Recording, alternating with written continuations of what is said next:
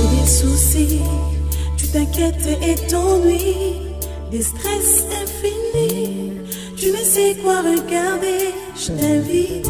Suivez-moi sur www.kazarema.fr. Kazarema.fr. Désolé, c'est des occasions tout le de la vie. Vous voulez avoir de mes nouvelles? Allez sur en tout cas Kazarema. Je répète encore Kazarema.fr. Kazarema, exclusivité Kazarema. www.kazarema.fr. www.kazarema.fr. Kazarema. La maison Kazarema. Kazarema. Kazarema. Kazarema. Bonsoir bien-aimés dans le Seigneur, c'est toujours un plaisir pour moi de vous retrouver. Je suis votre humble serviteur, le docteur Odilo Molenda, de l'Évangile éternel. La dernière fois, nous avions parlé de la sanctification. Comme vous le savez, nous avions démontré que la sanctification, c'est tout simplement un déplacement. Si nous avions touché la sanctification, c'est parce que nous sommes en train de parler de la suite du salut. Nous sommes dans la nouvelle naissance. Comme Dieu dira à Nicodème, Nicodème, tu dois naître pour exister. De la même manière que sur la terre, pour venir sur la terre, tu y es né un jour. C'est-à-dire, tout ce que Dieu a fait naturellement est l'ombre, l'image de ce qu'il doit faire spirituellement. Voilà pourquoi il dira à Nicodème, tu dois naître d'eau et d'esprit. Voilà pourquoi alors, nous avions abordé ce thème, nous avions commencé par les commencements, c'est-à-dire la sémence. Que la femme commence par recevoir la sémence, ensuite 9 mois après, elle va perdre l'eau, elle va perdre le sang, ainsi, quand l'enfant sort, l'enfant va recevoir les souffles de vie. Voilà les 3 étapes de la naissance. Par la sémence, nous avions dit que la sémence, c'est Christ lui-même. Nous avions démontré que Jésus-Christ est lui-même Dieu le Père et lui-même le Saint-Esprit. Voilà pourquoi, quand il donne l'ordre d'aller baptiser aux apôtres, allez et faites de tous mes disciples, en les baptisant au nom du Père, au nom du Fils et au nom du Saint-Esprit. Parce qu'ils n'avaient pas encore reçu le Saint-Esprit pour comprendre les noms de Jésus, les noms donc du Père, les noms du Fils et les noms du Saint-Esprit, parce que c'est un seul nom. Mais alors, quand ils ont reçu le Saint-Esprit comme promis, car le Saint-Esprit vient pour nous enseigner Jésus, car Jésus a déclaré que la loi, les prophètes et les psaumes ont parlé de moi. C'est-à-dire toute la Bible, toute la loi, chaque écriture de la Bible, quand tu lis, tu dois voir Jésus. Mais quand tu lis dans l'écriture, tu vois Mukuna. Quand tu lis, tu vois Branham. Quand tu lis, tu vois quelqu'un d'autre. Alors tu as un problème. Il faut encore que tu sois encore lavé. Parce que tu vois encore des arbres. Parce que certains voient encore des arbres. Alors qu'ils doivent voir des hommes. Nous pouvons expliquer toutes ces choses dans les détails. Comme vous le savez, vous nous suivez sur notre chaîne de prédilection qui est kazarema.fr et Kazarema TV, parce que la télé déjà fonctionne. Pour la voir, il suffit juste d'acheter le modem qui est acheté ici dans la boutique et d'autres services. Et en le faisant, bien aimé, vous permettez à ce que nous continuions à vous parler gratuitement. Vous contribuez à ce que nous puissions venir chez vous pour parler de ces choses, de l'évangile éternel tout simplement, qui avait été promis au temps de la fin. La sagesse, la connaissance qui doit augmenter au temps de la fin. Pour sauver tout simplement, ou pour préparer l'épouse à l'enlèvement. C'est pourquoi alors, aujourd'hui nous revenons maintenant pour continuer sur les baptêmes du Saint-Esprit ou le souffle de vie. C'est-à-dire, nous avions déjà parlé du baptême. C'est-à-dire, le baptême doit être au nom de Jésus. Voilà pourquoi nous avions vu que les apôtres, quand ils ont reçu le Saint-Esprit, ils ont tous baptisé au nom de Jésus. Car le nom de Jésus, c'est le nom du Père, le nom du Fils et le nom du Saint-Esprit. Tout simplement. Voilà pourquoi nous comprenons dans l'ombre, car comme vous savez, dans notre évangile, nous parlons toujours avec des témoins. Alors quand nous partons dans l'ombre, nous allons voir d'où vient le nom, le Père, le Fils et le Saint-Esprit. comme nous l'avions dit. C'est pourquoi Dieu nous présente Abraham, qui est le père de la foi. Et Abraham a donné naissance à un fils unique, Isaac. Et par la suite, nous voyons d'Isaac sortir un enfant qui n'était pas parfait, qui était mauvais, mais qui a hérité de la grâce. Or, quand nous touchons la grâce, c'est le Saint-Esprit qui l'amène. C'est-à-dire, mauvais que tu es, mais Dieu te déclare saint, il te donne la vie. Voilà d'où vient le Père, Fils et Saint-Esprit. Tout simplement. Mais le véritable Abraham, nous savons que c'est Jésus. Car c'est en Abraham que Dieu avait promis les deux descendances. C'est-à-dire la descendance terrestre qui est Israël, qui correspond au sable de la mer, et la descendance spirituelle qui est les étoiles de la mer, de cieux. Et c'est en Jésus que nous trouvons les deux descendances. Voilà pourquoi nous les retrouvons à la croix, les deux descendances. Donc le véritable Abraham, c'est Jésus-Christ. Donc Abraham qui est le Père, porte le nom de Jésus. Et le Fils, comme nous avions dit, Isaac, c'est le Fils qui prend le Fils, c'est-à-dire c'est le Fils qui est chargé de prendre le sang du parvis pour le rentrer avec dans le lieu très saint. Comme nous l'avions touché quand nous avions parlé de la sanctification, c'est-à-dire du déplacement. Dans la personne du souverain sacrificateur qui prenait le sang sur le parvis et partait avec le sang jusque dans le lieu saint, très saint, pour faire l'aspersion avec son doigt, 7 fois l'aspersion et le peuple devenait saint. En la personne donc d'Aaron, nous voyons le Fils qui est Jésus-Christ, qui est venu avec son propre sang contenant la vie éternelle, car nous avions dit que le sang c'est la vie. Voilà pourquoi nous ne devons pas aujourd'hui invoquer le sang. Non, la vie on ne l'invoque pas, car Dieu dispense la vie au travers du doigt. Et nous avions expliqué que le doigt, c'est tout simplement les 5 ministères. Voilà pourquoi il y a 5 ministères.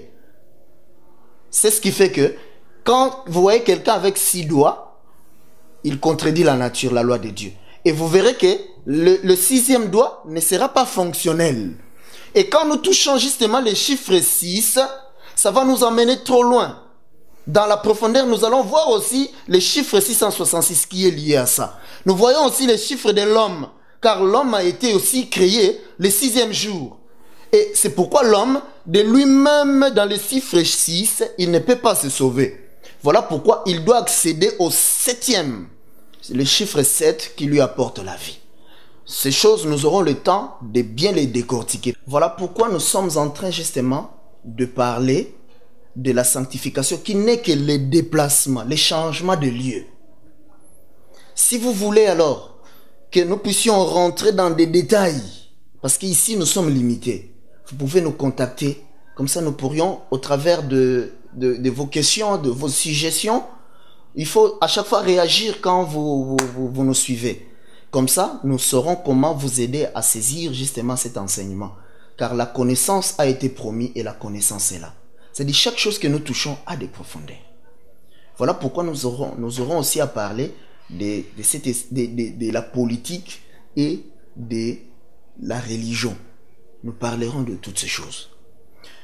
Si vous voulez alors, je disais bien aimé, en savoir davantage, vous pouvez nous contacter. Nous enseignons à 2 rue Désiré Chevalet à Montreuil, au métro Croix de Chavaux. Ainsi, nous allons rentrer dans notre message d'aujourd'hui. Nous allons commencer par lire une écriture. C'est-à-dire aujourd'hui, nous parlons du baptême du Saint-Esprit. Nous avions déjà compris la sémence, qui est Jésus-Christ lui-même. Nous avions compris le baptême, qui ne se donne qu'au nom du Père, de Jésus-Christ, pardon. Nous avions compris que Jésus-Christ, c'est lui-même le Père, le Fils et le Saint-Esprit. Nous avions compris que le Fils, c'est lui qui prend le sang, qui le fait rentrer dans le lieu très saint, et que ces jours-là, voilà pourquoi, quand il est ressuscité ces jours-là, il avait dit aux femmes qui sont venues à la tombe de ne pas les toucher parce qu'ils n'étaient pas encore montés. C'est-à-dire, il devait maintenant officier comme fils, comme souverain sacrificateur, prenant son sang et rentrer dans le lieu très saint. Et l'écriture qui déclare que sans effusion de sang, il n'y a pas de pardon de péché. veut dire tout simplement que si Jésus n'était pas mort à la croix où il a fait son effusion et a pris le sang qu'il a apporté dans le lieu très saint, et ce sang est là dans le lieu très saint en train de crier plus fort que le sang d'Abel. S'il n'avait pas fait ça, nous n'aurions pas eu le pardon des péchés aujourd'hui. C'est ça seulement que ça signifie. C'est-à-dire, quand il a fait ça, le lieu est disponible. C'est-à-dire, la maison où Israël avait appliqué le sang est disponible parce que l'agneau est déjà mort. Avant d'appliquer le sang à la porte, il fallait que l'agneau meure. C'est-à-dire, si l'agneau n'était pas mort, mais Israël n'aurait pas eu le sang pour appliquer à la porte. Il faut d'abord qu'il y ait la constatation de la mort de l'agneau et ensuite on prélève le sang pour mettre finalement à la porte et s'abriter dans la maison. Voilà comment ça s'est fait. Et cet abri-là, aujourd'hui, nous comprenons que c'est l'agneau qui est Jésus-Christ, qui est l'abri. C'est-à-dire, quand Jésus te fait quitter le monde, te met dans l'arche de Noé, qui est aussi cet agneau-là, te met en Jésus, alors tu y es sanctifié. Et en Jésus, tu as une autre vie. Nous allons lire une écriture et comprendre toutes ces choses. Nous allons lire Matthieu chapitre 3. Nous allons commencer au verset 11. Moi, je vous baptise d'eau pour vous amener à la repentance. Mais celui qui vient après moi est plus puissant que moi. Et je ne suis pas digne de porter ses souliers. Lui, il vous baptisera du Saint-Esprit et de feu. Voilà Jean-Baptiste, c'est ce qu'il dit. Que moi, je ne suis pas digne de vous baptiser du feu. Moi, je l'ai précédé. Mais lui, il vient après moi. C'est-à-dire, moi, je ne suis pas le Christ. Je suis incapable, mais lui, il vient. Mais remarquez, quand il dit ça, il dit que moi, je ne suis pas digne de porter ses souliers. Les souliers. Nous pourrons aussi parler du soulier. Parce que Adam avait aussi les souliers. Ça va nous amener très loin. Nous avons aussi les profondeurs de toutes ces choses. Voilà pourquoi Dieu dira à Moïse, ôte tes souliers car tu es sur un lieu, sur une terre sainte. C'est lié toutes ces choses, les souliers. Nous pourrons en parler, mais ce n'est pas notre sujet aujourd'hui. Mais remarquez, il dit que lui, il vous baptisera du Saint-Esprit et de feu. C'est-à-dire le Saint-Esprit, c'est le feu. Quand vous invoquez les feux, vous l'envoyez auprès vous l'envoyez brûler les démons. C'est diabolique et démoniaque. C'est-à-dire que vous ne comprenez pas c'est quoi le feu. Le feu, c'est le Saint-Esprit. Mais Dieu a déjà condamné les démons. Mais comment tu veux les renvoyer encore le Saint-Esprit? Tu ne comprends pas encore ces choses.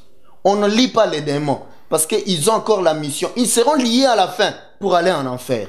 Voilà, tout ça, ce sont des choses que nous allons toucher pour que vous ayez la sanctification de votre conscience. C'est-à-dire, le sang, son rôle est de laver tous les anciens enseignements que vous aviez là. C'est ça l'ignorance qui vous tue, c'est ça la mort.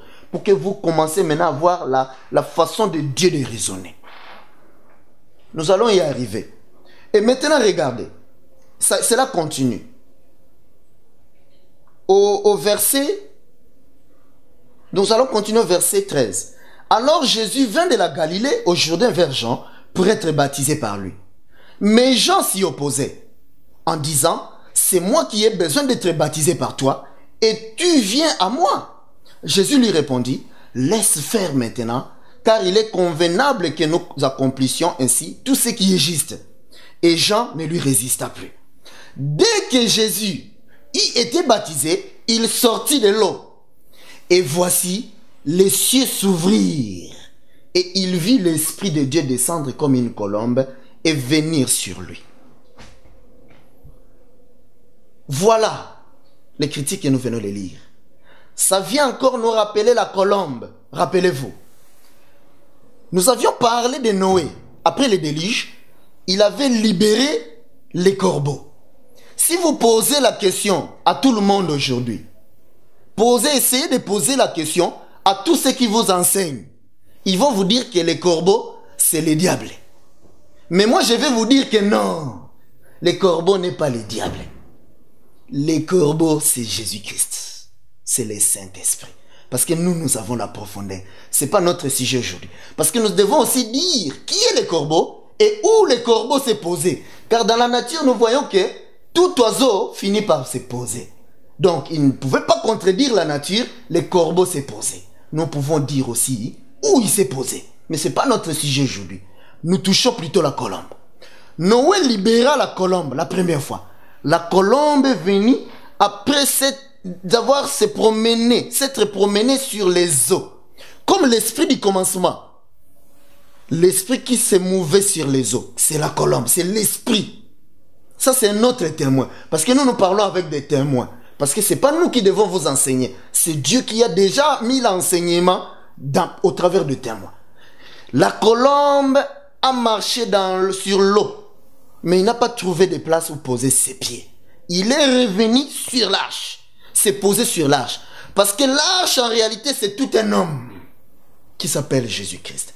L'arche, c'est la terre qui est sortie des eaux le 3e jour. Voilà pourquoi Jésus-Christ devait faire 3 jours dans la tombe. Et le 3e jour, il est ressuscité. Parce que l'esprit s'est posé, il est ressuscité. Voilà comment Dieu a placé ces choses-là. Donc, nous voyons que il est venu se poser sur l'arche. Parce que l'esprit se pose toujours sur quelque chose. C'est très important. C'est ça dont nous allons parler aujourd'hui. Le baptême du Saint-Esprit. Parce que, après avoir reçu la sémence, quand vous êtes baptisé, quand vous êtes sanctifié, vous devez être maintenant baptisé du Saint-Esprit. Voilà les 3 étapes de la naissance. Comme sur la terre, la femme perd l'eau, elle perd le sang et l'enfant reçoit le souffle de vie. Mais l'esprit vient se poser sur quelque chose. C'est-à-dire, l'esprit a le tarmac. Nous allons parler de ça justement aujourd'hui. Le baptême du Saint-Esprit. Ou bien, où se pose le Saint-Esprit. Remarquez, la colombe est revenue se poser sur l'arche. Parce que dans l'arche était le tabernacle qui avait 3 compartiments. Et le feu, nous pouvons l'appeler aussi le feu, est venu se poser. La colombe, où l'esprit s'est posé sur l'arche. La deuxième fois, la colombe est partie, elle a pris l'olivier, elle a déplacé l'olivier, l'a sanctifié jusque dans l'arche. C'est-à-dire, elle a ramené l'olivier dans le tabernacle. Voilà l'écriture qui dit que nous sommes l'olivier franc. Nous avions été hantés dans l'arche. Parce que l'arche était aussi le véritable olivier. La sanctification. Mais remarquez, la 3e fois quand il lâcha la colombe ne revint plus. La colombe est partie se poser. Où la colombe s'est posée? Mais sur cet arbre-là. Là, il s'est posé. L'écriture où nous venons de lire. C'est-à-dire, un jour, Jean-Baptiste, qui a dit tout à l'heure que moi je ne suis pas celui-là que vous attendez, le Messie. Non. Parce que la prophétie disait qu'il y aura un soleil. La prophétie de Balaam, le devin. Il y aura un soleil qui paraîtra en Israël.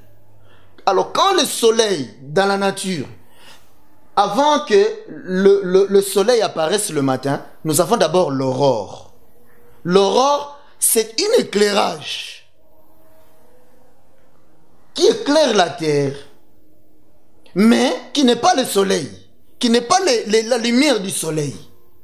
Mais quand la lumière du soleil vient, l'aurore disparaît. Donc Jean-Baptiste, c'est tout simplement l'aurore qui précède la levée du soleil. Jean-Baptiste est aussi le coq qui chante. C'est pourquoi dans la nature, vous verrez que quand l'aurore est là, les coqs chantent. Ça, c'est naturel. C'est-à-dire, les coqs viennent dire que oui, le soleil vient. Parce que le coq, c'est Jean-Baptiste. Il vient pour préparer le chemin du soleil qui vient après lui. C'est pourquoi il dit que moi, je vais vous baptiser d'eau pour vous amener à la repentance. C'est-à-dire, vous soyez prêts à recevoir la lumière. Mais moi, je ne suis pas la lumière. Je ne suis pas digne de porter les souliers.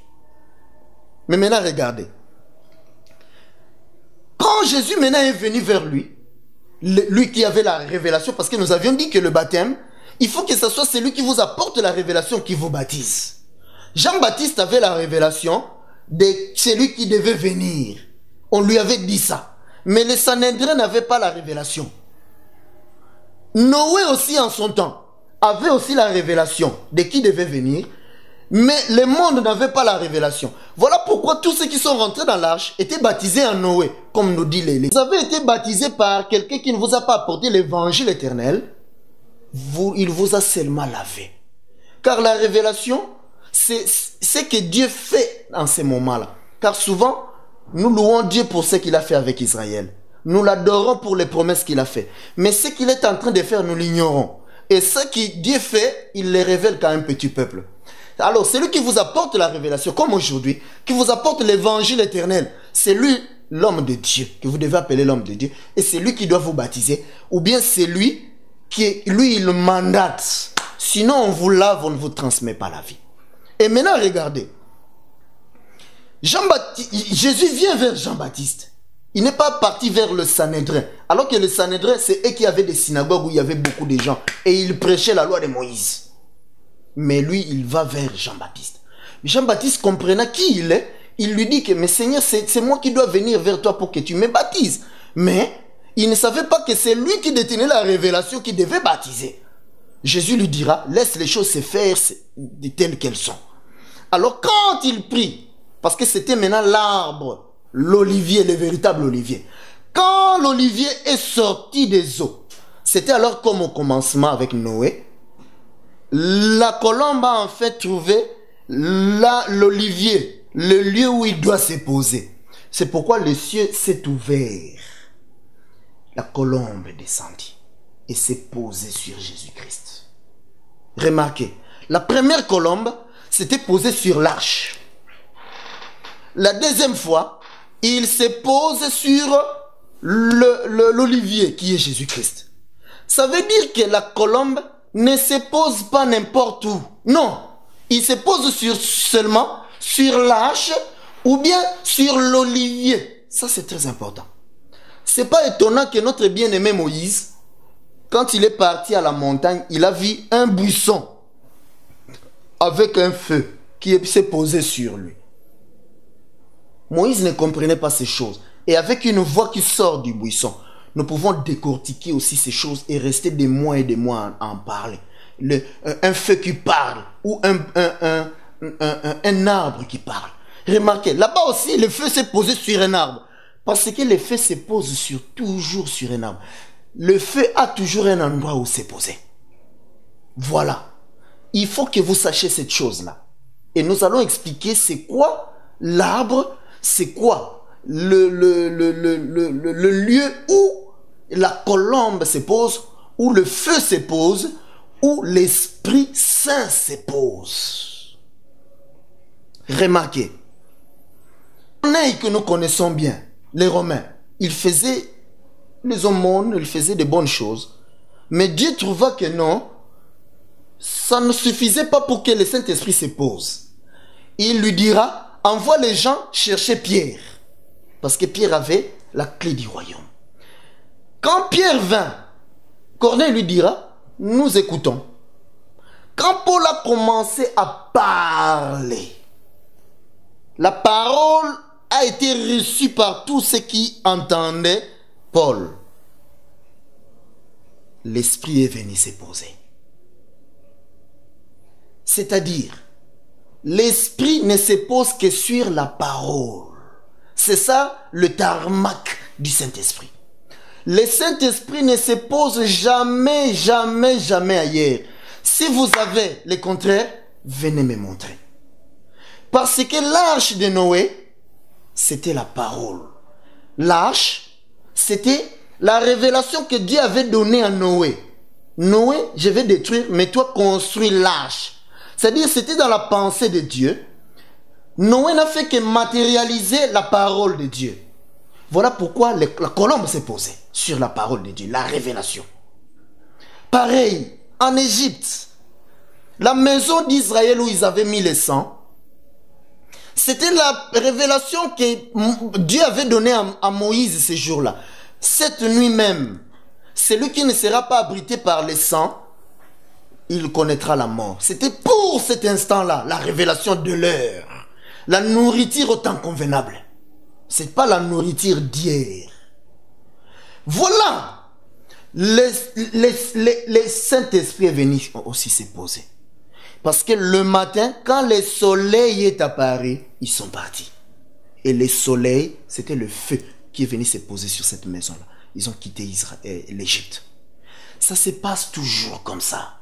Remarquez, quand Joseph est parti en Égypte, il a précédé ses frères pour les sauver. Pour tous ceux qui disent que Joseph, il a gouverné l'Égypte. Mais nous devons en parler. Parce que Joseph avait quitté d'abord la prison, où il avait deux personnes, les panatiers et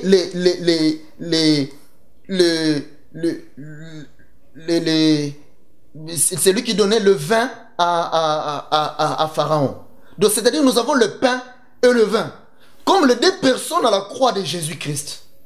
Parce qu'il est toujours accompagné de ces deux peuples, parce que c'est le véritable Abraham. Enfin, quand il a quitté alors la croix, lui Joseph, il est parti maintenant en Égypte pour distribuer les pains qu'il a distribués pendant 7 ans. Pourquoi 7 ans? Pourquoi pas 8? Tout ceci a des profondeurs. Et Pharaon avait enlevé son anneau royal. Et c'est Joseph qui l'a porté. Et quand Joseph passait, tout genou fléchissait. Parce qu'un roi, il a dépouillé le diable qui nous empêchait de recevoir l'eau. Voici les 7 églises d'Apocalypse. Voici les 7 filles de Jéthro, à qui Moïse a combattu d'abord les bergers pour pouvoir leur donner de l'eau. Parce que tout ceci colle. Voilà comment Dieu a posé les choses. Donc, nous pouvons parler aussi, parce qu'il y en a qui disent qu'il était politicien en Égypte. Nous pouvons en parler. Parce qu'il dira à ses frères que non, je vous ai précédé, vous les 12, les 11, pour vous sauver la vie. Il y a des profondeurs dans toutes ces choses. Mais voilà alors comment Dieu fait les choses. Mais, en Égypte, il avait son père. Parce que Pharaon n'était pas son père. Voilà pourquoi son père est venu escorté par des chars. Ça ne vous rappelle pas les chars de feu avec Élie? C'est-à-dire, quand le feu est venu en Égypte, il s'est posé sur Jacob. Parce que Jacob avait la filiation, c'était son fils. Parce que le feu vient toujours se poser sur le fils. Voilà comment Dieu a disposé les choses. C'est-à-dire, le Saint-Esprit se pose que sur la révélation. Remarquez, les Sanhédrins, les pharisiens et les sadducéens, c'était des gens établis, qui avaient des synagogues, qui étaient des docteurs. Jésus dira à Nicodème, tu es docteur de la loi. C'est-à-dire c'était un érudit. Il a été à l'école théologique. Pour ceux qui parlent de la théologie aujourd'hui, ça ne doit pas être nouveau, car il n'y a rien de nouveau sous le soleil. À l'époque de Jésus, il y avait aussi la théologie. Voilà pourquoi ils étaient étonnés dans le temple. Toi, un enfant de 12 ans, tu parles de sagesse. Oui, parce que lui, il a été dans la théologie de Dieu. Comme aussi les apôtres qu'il avait choisis. Après les avoir choisis, c'était des gens ignorants qui n'avaient pas été à l'école des pécheurs. Mais quand il a pris 3 ans et demi à les enseigner, il aurait pu leur dire, bon, maintenant j'ai fini mon travail, allez voir Gamaliel pour que lui maintenant vous enseigne, vous donne la théologie, afin que vous pourriez aller continuer maintenant à enseigner. Mais Jésus n'a pas fait ça. Il leur a dit seulement, attendez le Saint-Esprit. C'est lui, la théologie, la vraie théologie. Vous irez enseigner par la suite. Mais, Paul, parce qu'on dira qu'il est Paul alors, qui est passé chez Gamaliel. Oui, Paul était passé chez Gamaliel dans l'école de théologie avant d'avoir rencontré Christ. Mais ceux qui ont rencontré Christ, qui sont partis par la suite dans l'école théologique, si vous envoyez dans la Bible, aidez-moi mes bien-aimés. Mais moi dans ma Bible, j'en ai pas de témoin, je ne sais pas ça.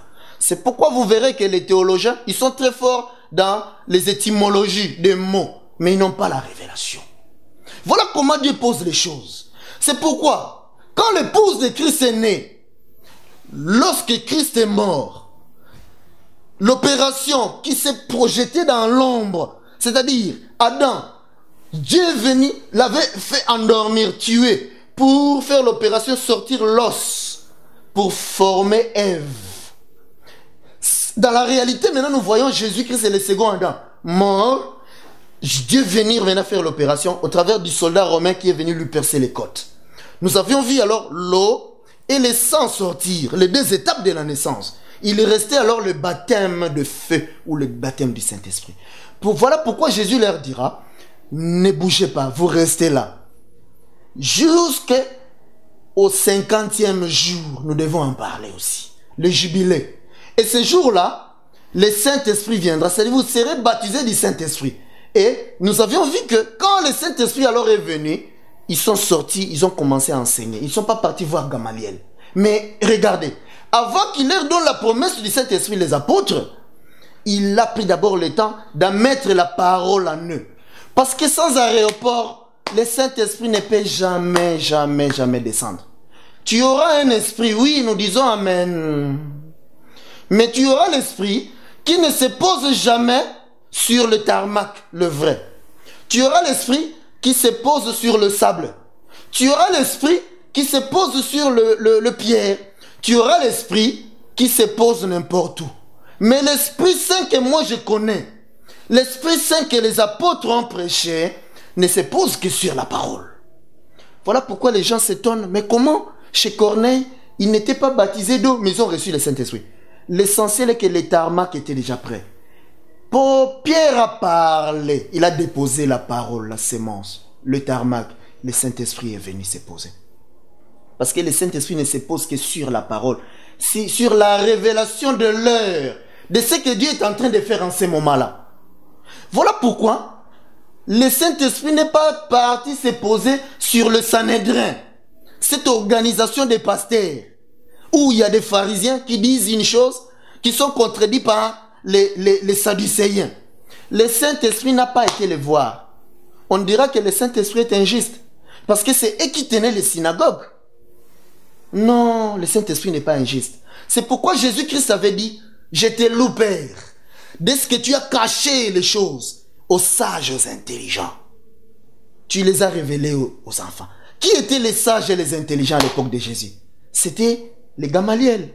C'était tous ceux qui enseignaient, les pharisiens et les sadducéens. Les gens qui étaient des maîtres dans la loi de Moïse. Mais seulement il manquait la révélation. Or, le Saint-Esprit, lui, il se pose que sur la révélation. Et la révélation que nous avons aujourd'hui, c'est quoi? C'est l'évangile éternel que Dieu a promis à travers déjà de Daniel, que je vous enverrai la connaissance au temps de la fin. Et cette connaissance-là augmentera. Il vient encore dans Luc 21:15. Il promet aux apôtres, je vous donnerai une sagesse telle que personne ne vous résistera. C'était toujours dans le futur. Je ferai, je ferai. Et Jean, qui était le dernier des apôtres, lui, quand il voit, dans Apocalypse 14:6, il voit maintenant l'ange qui vole au milieu du ciel. Nous devons expliquer c'est quoi les milliers, c'est quoi les ciels. Parce que si vous voyez le ciel ici, là, vous mourrez. Tout ça, c'est des prophéties. Mais cet ange-là, du millier, vous ne vous souvenez pas du millier? L'arbre au milieu du jardin. L'ange du millier, il a toujours le fruit qui ne sont que la vie éternelle. Alors cet ange-là du milieu, c'est-à-dire l'arbre qui est au milieu du jardin d'Éden, quand il vient au milieu du ciel, c'est-à-dire au milieu de ce peuple-là, il apporte l'évangile éternel, qui n'est que le fruit de l'arbre de vie, Dieu avait interdit à Adam de manger. Il avait mis le chérubin avec une épée pour lui empêcher de rentrer dans le paradis et aller manger l'arbre de vie. Pourquoi Dieu dit que celui qui ajoute dans la parole, qui retranche, je vais lui priver de fruits de cet arbre-là, du milieu du jardin. Tout simplement. C'est-à-dire, si vous ajoutez ou vous retranchez, Dieu vous prive de l'évangile éternel. Car l'évangile éternel, c'est le fruit de l'arbre du milieu du jardin, tout simplement. Voilà pourquoi nous le voyons au début et nous le voyons aussi à la fin. Parce que cet arbre-là, il y a le feu qui s'est posé déjà dessus. Tout simplement. Parce que le feu ne se pose que sur cet arbre-là. C'est ça l'aéroport. Tout simplement. Voilà pourquoi, les jours de la Pentecôte, quand Jésus a pris son temps de poser l'aéroport, il leur dira, attendez. Et ces jours-là, les langues de feu sont venues se poser sur eux. C'est-à-dire, le feu est venu enfin se poser sur l'arbre. Parce que ce peuple-là, c'est ça l'arbre. Les apôtres étaient l'olivier ces jours-là. Parce qu'ils étaient l'olivier ces jours-là. Devant Israël. Voilà pourquoi le feu est venu se poser. Et Israël a été témoin de cela. Voilà pourquoi nous disons que le Saint-Esprit ne se pose jamais sur autre chose que sur la révélation. C'est pourquoi Jésus dit que mon peuple périt par manque de connaissance. Ce qui veut dire en d'autres termes que mon peuple est sauvé par la connaissance. C'est-à-dire, le Saint-Esprit, son rôle est de venir regarder s'il y a la connaissance. C'est une signature tout simplement. Voilà pourquoi l'Écriture dit que n'attristez pas le Saint-Esprit par lequel vous avez été scellés, tout simplement. C'est-à-dire, le Saint-Esprit que vous avez reçu en rentrant dans l'arche, parce que le Saint-Esprit n'inonde que l'arche, ne l'attristez pas, en menant la vie mondaine. C'est-à-dire la meilleure vie dans la sanctification se mène dans l'arche. Les gens à l'époque de Noé, ils pouvaient arrêter de voler, arrêter de faire le mal. Mais aussi longtemps qu'ils étaient en dehors de l'arche, ils n'étaient pas sanctifiés, c'est-à-dire transportés dans l'arche, l'eau allait toujours les tuer. Voilà pourquoi Jésus disait aux pharisiens, aux sadducéens, vous êtes des hypocrites. C'est-à-dire, en les voyant, vous allez voir que c'est des gens bien. Ils ont l'école pastorale. Ils ont de longues robes des prêtres. Avant, certains des églises dites évangéliques dénonçaient ces choses-là. Ils disaient que c'est l'église catholique. Mais aujourd'hui, comme ils ont le même esprit, aujourd'hui nous les voyons aussi porter la même chose. C'est pas étonnant, c'est le même esprit. L'esprit des pharisiens. Ils aimaient s'afficher. Quand ils passent, on dit, ah ça c'est un homme de Dieu. C'est tout ce qui les importe, recevoir la gloire. Or, les vrais habillements, c'est ça, d'un homme de Dieu. C'est la révélation. Nous allons parler de ces choses-là et continuer à les dénoncer. Parce que tout cela est démoniaque et diabolique. Longtemps, le peuple de Dieu a cru que c'était ça, les choses de Dieu. Mais nous allons vous ouvrir les yeux. Vous allez comprendre que ça n'a rien à voir avec Dieu. Parce que la révélation est en fait là. Le Saint-Esprit s'est déjà posé. Le feu s'est déjà posé. Et la lumière est là. Le peuple peut voir clairement. Alors, comprenez ces choses-là. Si vous n'avez jamais écouté l'évangile éternel, sachez que vous n'avez pas le Saint-Esprit. Vous avez des esprits. Oui, nous disons Amen.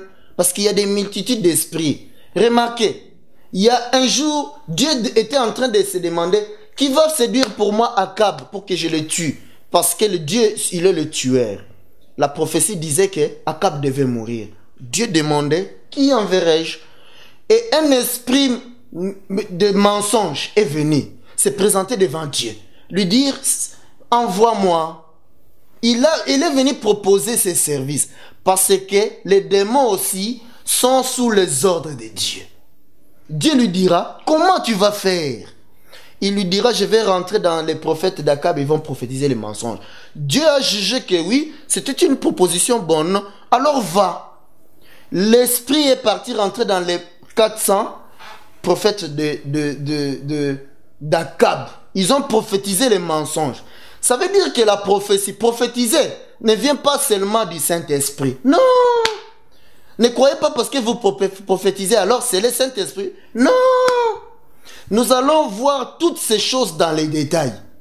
C'est-à-dire, si vous n'avez jamais écouté l'évangile éternel, vous ne pouvez jamais recevoir l'esprit. L'esprit que vous avez reçu là, c'est un démon. Il va vous faire des songes qui vont se réaliser. Il va, parce que les dons, nous recevons les dons avant que nous venions sur la terre. Des dons, Dieu a placé en chacun. Ces dons-là se manifestent même quand tu ne connais pas Dieu. Mais toi, tu vas trouver toutes ces choses-là, tu vas dire que non, c'est le Saint-Esprit. Non. La condition sine qua non pour recevoir le Saint-Esprit, c'est que tu dois écouter la révélation de ce que Dieu est en train de faire maintenant. Et la révélation, Dieu l'a promis.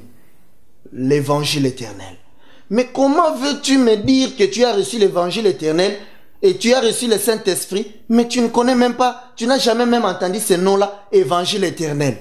Mais tu n'as pas reçu le Saint-Esprit. Désolé de te le dire, bien-aimé. Je sais que ça fait mal, mais c'est la vérité. La vérité doit être dite. Il faut qu'il y ait quelqu'un qui dise la vérité. Et quand le Saint-Esprit vient, il vient seulement attester que ici, il y a la vraie parole. Ici, le processus a été bon. C'est-à-dire, l'enfant, quand la femme reçoit la sémence, au moment d'accoucher, la femme peut perdre les os. Elle peut perdre le sang. Mais à la fin, si l'enfant ne reçoit pas le souffle de vie, on va amener cet enfant-là à la morgue. C'est-à-dire, le processus n'a pas été validé, n'a pas été bon. Le souffle de vie ou le baptême du Saint-Esprit, c'est tout simplement la validation du processus. Le Saint-Esprit vient seulement attester que le processus est bon. Que ici, il y a la vraie parole. Que ici, il y a l'arbre. Que ici, il y a l'arche. Que ici, il y a l'évangile éternel. Voilà comment Dieu a placé les choses. À moins que Dieu ne nous ait pas promis l'évangile éternel. Mais il a fait la promesse. Parce qu'en tout âge, en tout temps, en toute époque, Dieu vient réaliser quelque chose. Pour que ça ne soit pas nouveau sous le soleil. Ce qu'il a fait hier, il le répète. Donc aujourd'hui, la révélation, c'est l'évangile éternel. Et c'est là où le Saint-Esprit vient se poser.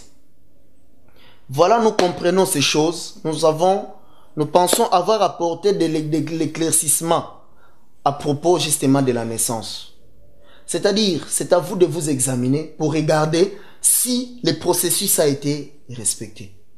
Si vous avez reçu l'évangile éternel, si vous croyez que Jésus c'est lui, le Père, le Fils et le Saint-Esprit, si c'est lui qui vous a baptisé, vous a baptisé au nom de Jésus, si c'est lui qui vous a baptisé, c'est lui qui vous a apporté l'évangile éternel, ce n'est pas Nicodème qui enseigne dans les synagogues, alors le Saint-Esprit viendra alors valider le processus.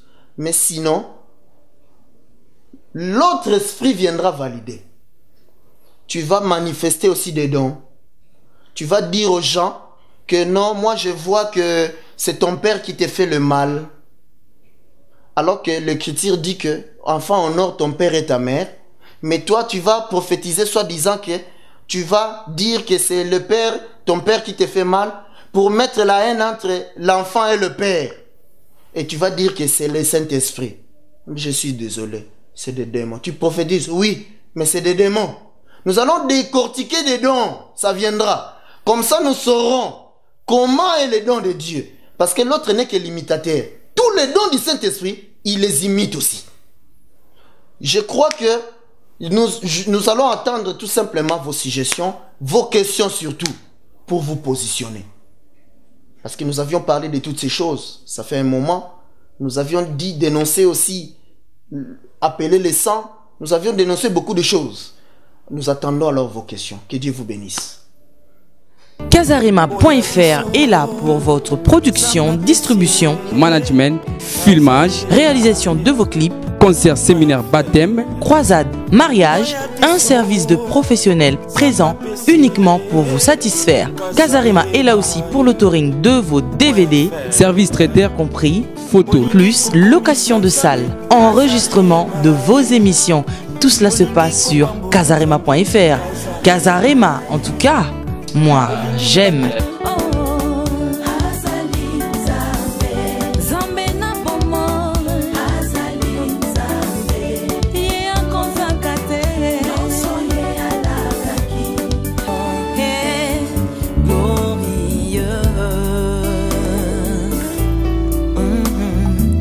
Son nom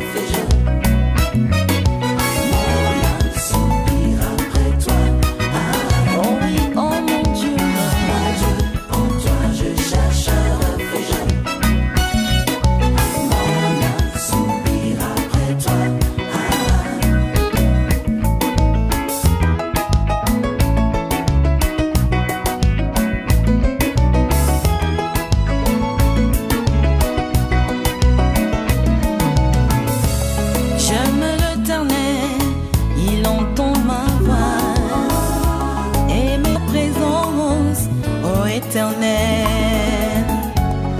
Oh, je veux habiter tous les jours dans tes parvis. Oh, je vais habiter devant toi, ô éternel.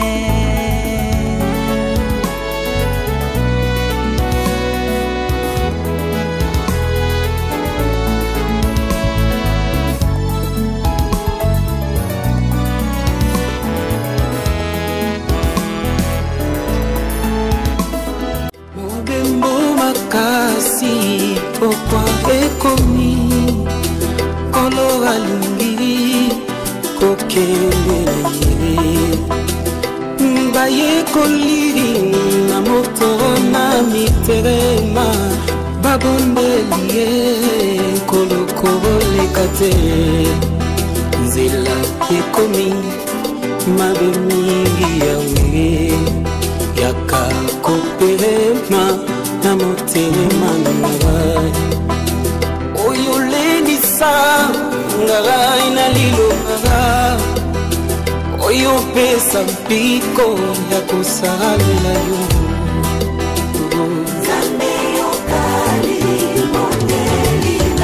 oyo ngai mwana motema etondi na kosala yo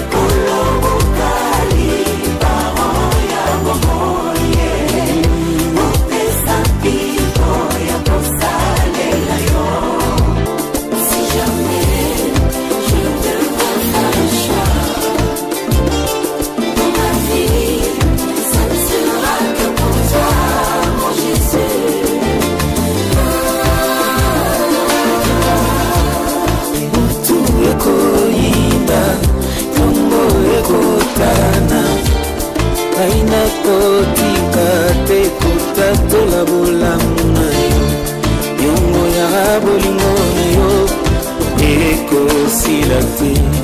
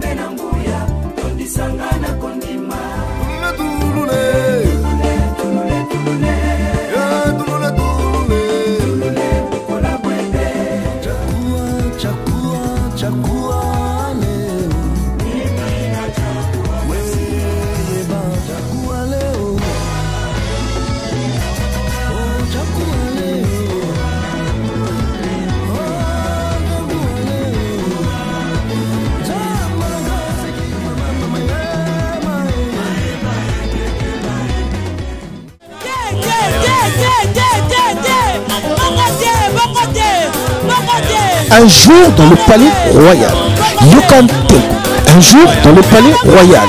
Bien-aimé dans le Seigneur, voici une bonne nouvelle pour toi. Il y a plein de ndako na yo, au sommet concert maison, au sommet concert na 4 ndako. Ma soeur Marie ameni biso ndule ya sika, ameni biso concert ya sika. Ozali bongo na Casarema, apesi mo concert maison. Ozali ko beta na 4 ndako, ozako bino na 4 ndako. Ofandi na 4 na emunduka na yo, ozako bina. Ofandi na 4 ya mutuka na yo, ozako bina. Yoka un jour dans le palais royal, concert maison ya sœur Marie Misamo. Et puis ça meli, ezamingita tikangana kimombango na Casarema, nazo ya ngai, nazu papa Blaise, bombelanga, bombelanga.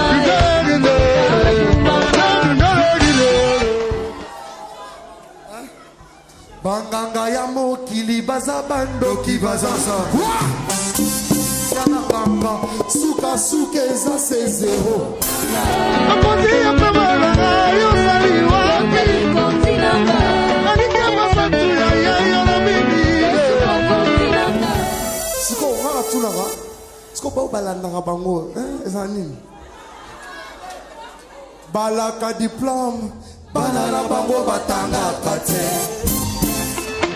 Moi, je vais percer, je serai la tête, Atika qui voit toi, attends, il a envoyé.